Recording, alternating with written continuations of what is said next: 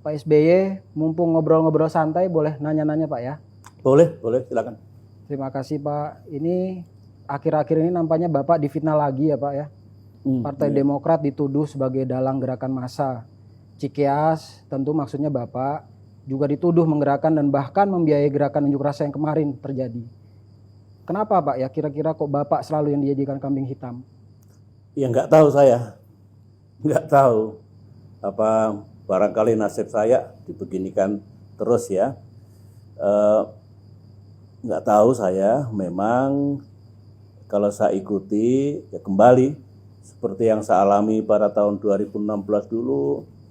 Saya dituduh, difitnah, menunggangi, menggerakkan, membiayai, sama dengan sekarang sebuah gerakan unjuk rasa besar waktu itu.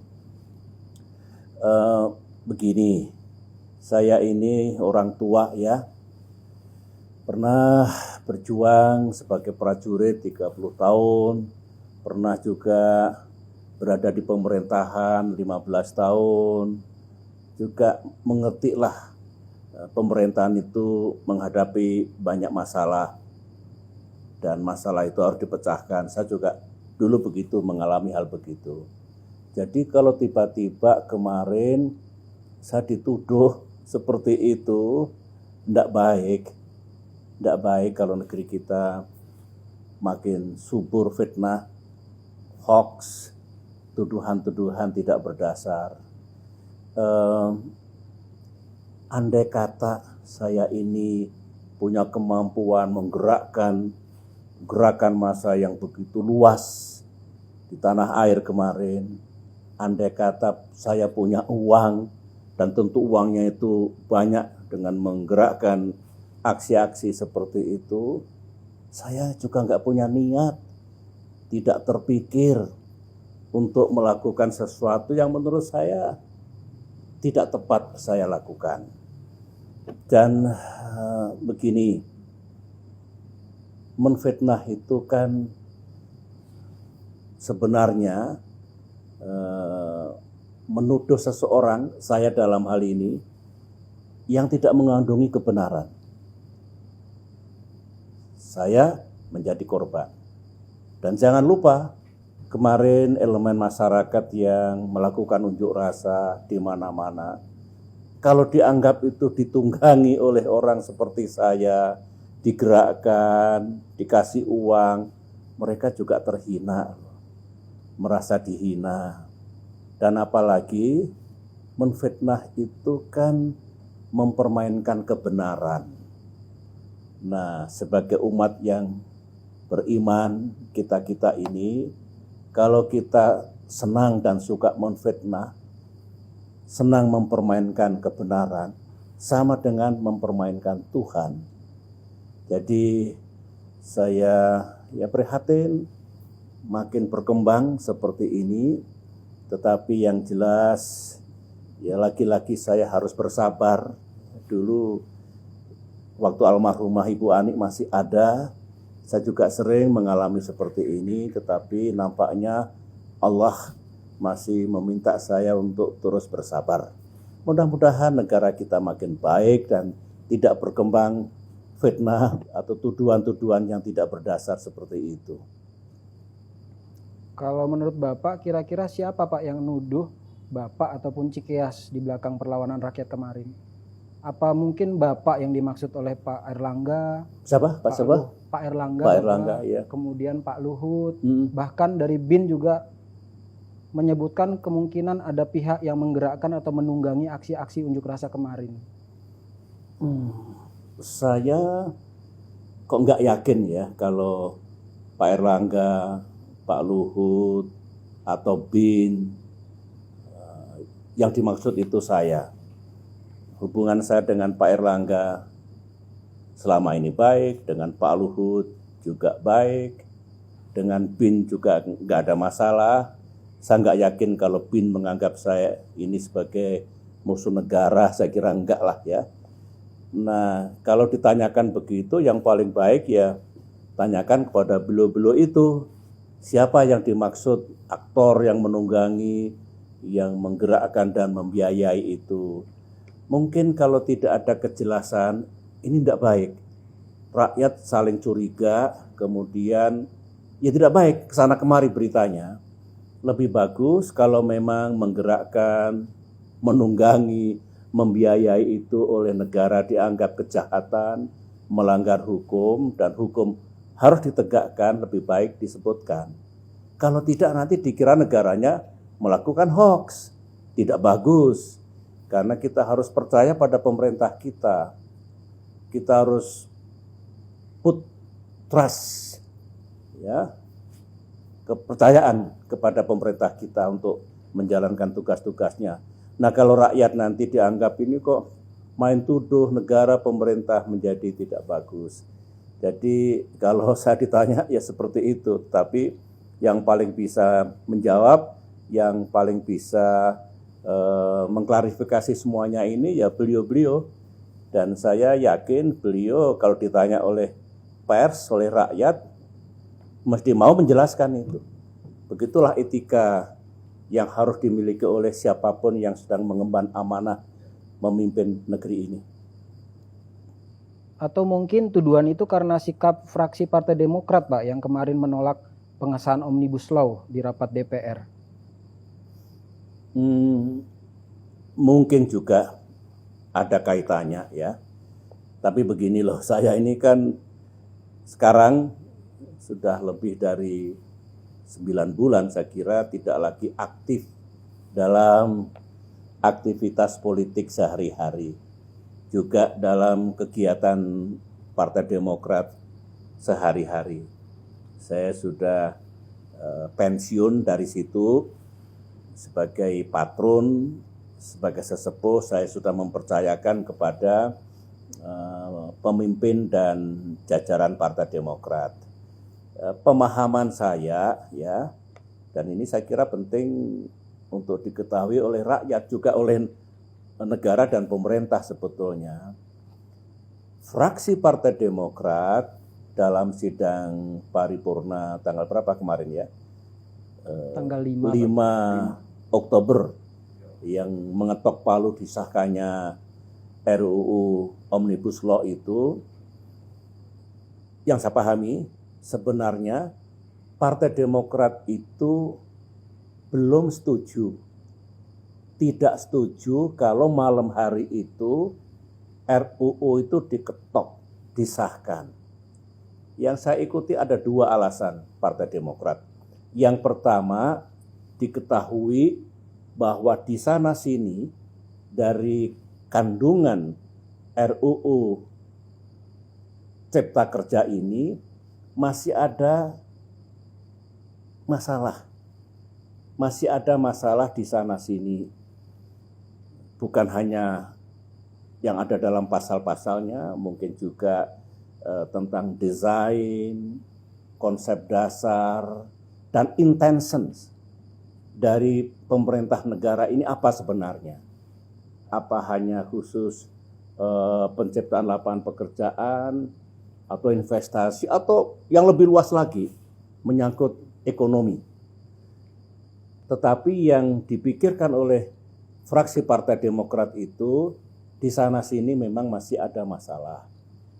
Jadi perlu waktulah untuk menuntaskan supaya clear. Kalau RUU masih ada masalah-masalah yang mungkin juga serius, disahkan hampir pasti begitu dijalankan nanti menimbulkan masalah yang lebih besar, lebih luas lagi. Lebih bagus dituntaskan dulu.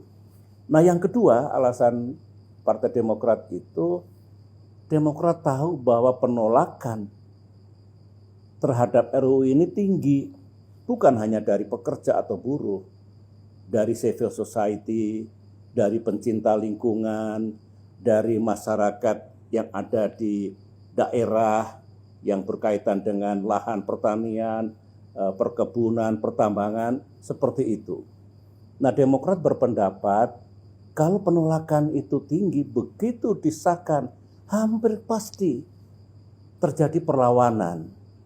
Mengapa tidak? Ini usulan Demokrat sebetulnya. Jangan dipaksakanlah. Masih ada waktu, entah sebulan, 2 bulan, 3 bulan, sampai betul-betul bulat. Nah, kalau ada pihak-pihak yang menolak, DPR itu bisa berkonsultasi. Pemerintah juga begitu. Kalau konsultasi itu jangan hanya kepada unsur-unsur yang setuju. Nah, itu menurut saya sudah setuju kok. Justru yang belum setuju itulah diajak bicara. Insya Allah ada titik temunya. Nah, ini yang menurut fraksi Demokrat kemarin belum tepat langsung disahkan. Jadi Demokrat mengingatkan baik-baik sebetulnya negara, dalam hal ini pemerintah yang mewakili presiden, karena konstitusi kita kan undang-undang itu disusun oleh presiden dan DPR RI. Dan juga DPR RI itu rampungkan dulu, tuntaskan dulu, hilangkan masalah itu, kemudian bangun komunikasi yang lebih bagus, dialog yang lebih bagus, terutama dengan pihak-pihak yang belum setuju. Itulah sebetulnya keinginan, maksud, dan sikap, boleh dikatakan tegas, untuk kebaikan dari Partai Demokrat kemarin. Jadi kalau itu lantas dianggap Demokrat melawan negara, ya tidaklah. Demokrat ini kecil sekarang katanya, dan kita juga di luar pemerintahan, kita tahu diri. Ya, tempat kami untuk bersuara di situ. Kalau kami ada di pemerintahan, pastilah mengingatkan juga. Ayo kita tuntaskan dulu, jangan terlalu banyak masalah. Mari kita bangun komunikasi lebih bagus lagi dengan semua pihak. Kan begitu. Karena Demokrat tidak punya peluang, tidak punya jalan untuk itu, ya bersuaranya di DPR RI. Dan kemarin itulah tempatnya, sidang paripurna DPR RI. Mestinya begitu. Jadi sebenarnya Partai Demokrat tidak keberatan atau setuju terhadap undang-undang yang bertujuan meningkatkan investasi dan lapangan kerja, Pak. Demokrat itu kan pernah berada di pemerintahan 10 tahun. Saya yang mengemban amanah. Jadi mesti mengerti bahwa negara, pemerintah itu perlu dari masa ke masa meningkatkan perekonomiannya, meningkatkan pertumbuhannya melalui misalnya investasi. Dengan pertumbuhan ekonomi yang bagus, maka lapangan pekerjaan akan tercipta. Pasti Demokrat juga setuju kalau negara sekarang ini dan ke depan punya undang-undang yang tujuannya membuat ekonomi tumbuh dengan baik, investasi berjalan, lapangan kerja tercipta, dengan catatan niat yang baik itu untuk meningkatkan ekonomi dan kesejahteraan rakyat tentu ada rambu-rambunya. Misalnya undang-undang itu harapannya kan semua dapat, semua win, dunia usaha atau bisnis win, kemudian para pekerja juga win, dapat, rakyat di bawah juga dapat manfaatnya, para pencinta lingkungan juga diperhatikan, harapan dan tuntutannya, everybody wins. Itu undang-undang yang baik, itu solusi yang baik kalau ingin meningkatkan investasi dan sekaligus penciptaan lapangan pekerjaan. Seperti itu. Dan begini, saya bisa bicara karena sudah mengalami. Memang selalu ada masalah.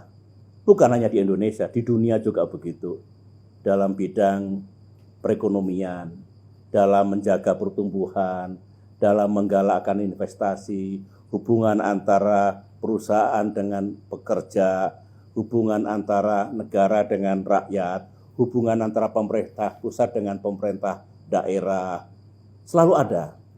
Oleh karena itulah undang-undang yang baik dan tepat diwadahi semua itu, dan begitu dijalankan semua dapat. Sehingga kalau kemarin masih ada konflik, katakanlah kepentingan antara negara pemerintah dengan yang lain, antara bisnis dunia usaha dengan yang lain, berarti masih ada masalah. Oleh karena itu Demokrat setuju sekali kalau kita punya undang-undang yang bisa menggalakkan ekonomi kita. Dulu kalau kami tidak berupaya untuk menggalakkan investasi, ya tidak mungkin ekonomi tumbuh relatif tinggi, pengangguran turun, kemiskinan turun, GDP naik 400%, income per kapita naik 350%. Jadi ya produk dari itu apa yang kami lakukan. Nah, kalau pemerintah ingin lebih meningkatkan lagi, bagus sebetulnya. Karena tidak mungkin rakyat mendapatkan pekerjaan kalau ekonomi tidak tumbuh. Kalau nggak punya pekerjaan, nggak mungkin dia punya daya beli dan penghasilan yang baik. Kita tahu semua, saya mengerti sekali. Tapi setiap undang-undang pastikan tidak bertentangan dengan konstitusi, tidak menabrak undang-undang lain yang dianggap masih bagus, tidak bertentangan dengan kehendak rakyat secara keseluruhan. Saya yakin ada kok jalan untuk itu.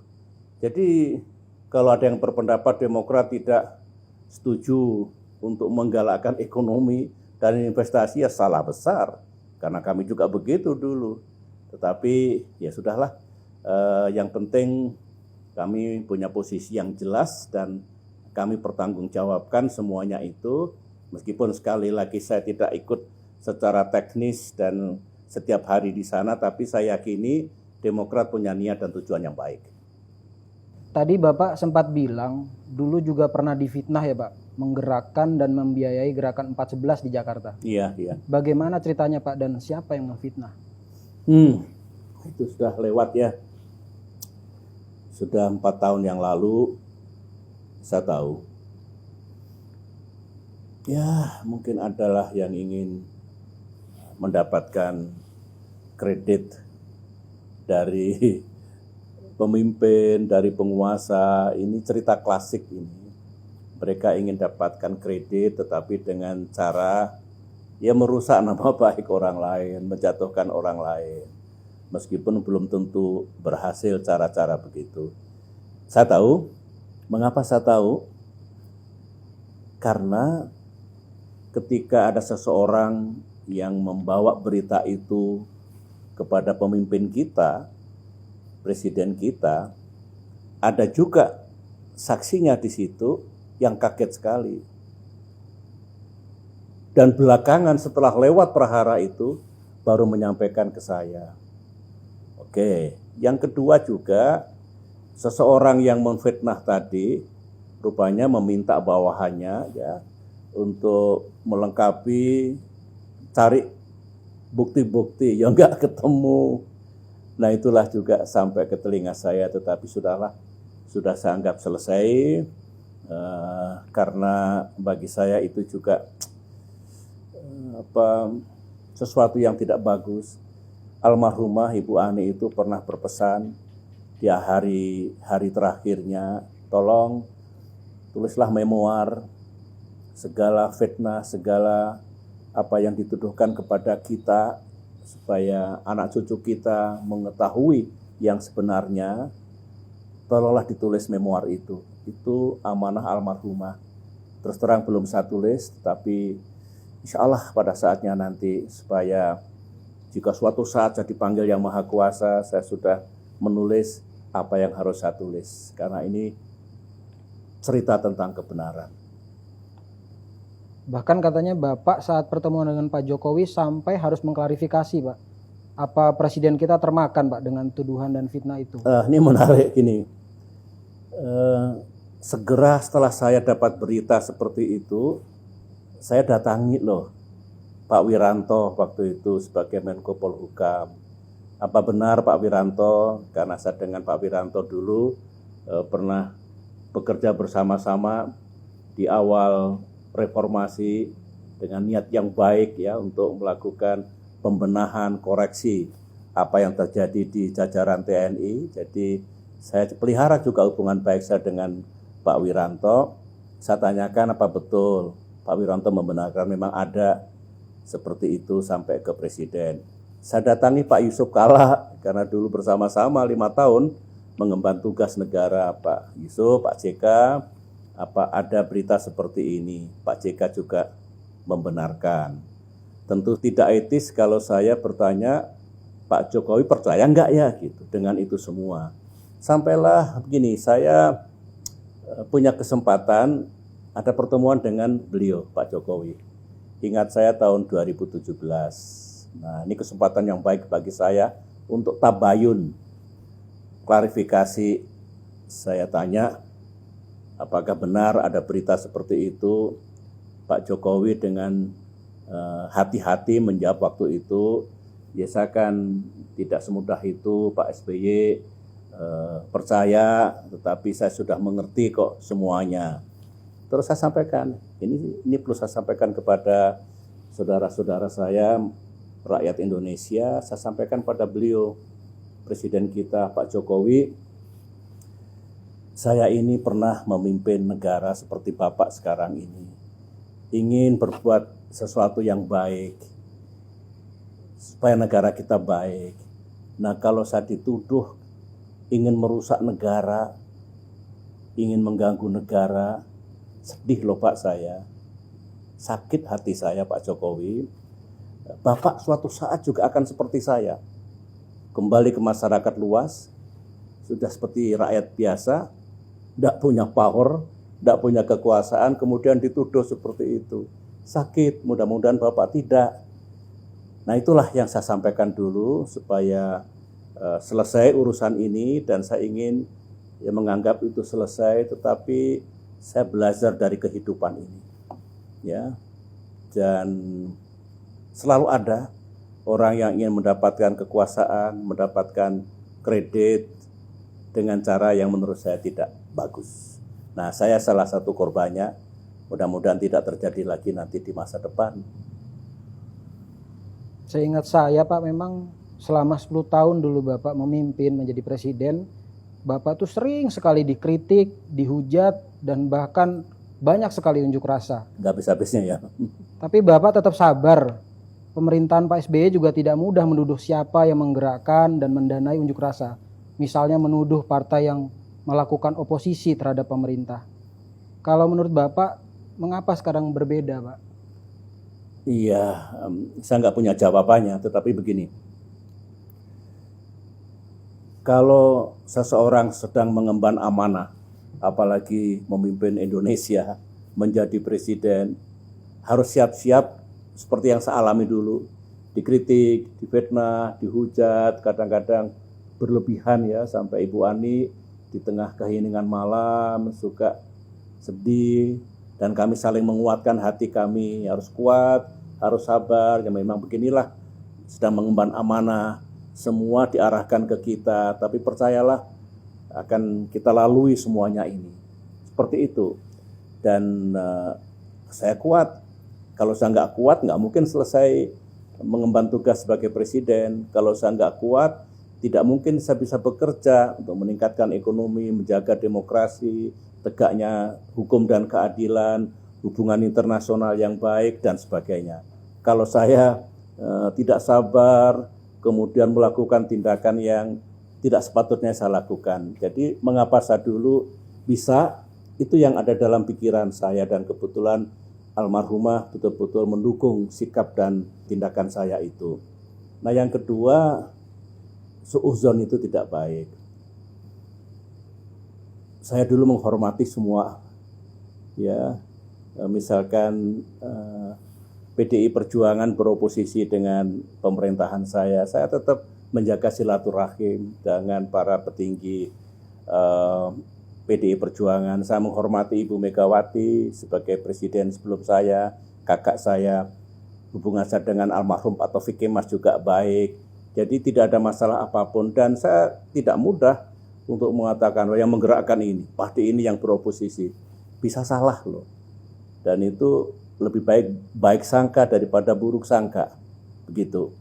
Dan saya tidak bisa menasihati siapapun, tetapi saya dulu alhamdulillah lulus menghadapi ujian seperti itu. Dan kuncinya adalah kita respect kepada pendahulu-pendahulu, kita menghormati siapapun, tidak suudzon, karena kalau buruk sangka itu bisa salah, berdosa kita. Nah itulah, kalau saya ditanya masa lalu saya dulu yang tidak mudah sebetulnya, tapi alhamdulillah saya lulus dari ujian sejarah. Begitu. Ya, Alhamdulillah. kira-kira Matur begitu. nuwun loh Pak, ini udah Iya. berkenan ngobrol santai Pak. Oke. Selamat istirahat Pak. Thank you, Matur nuwun. makasih, makasih, makasih semuanya.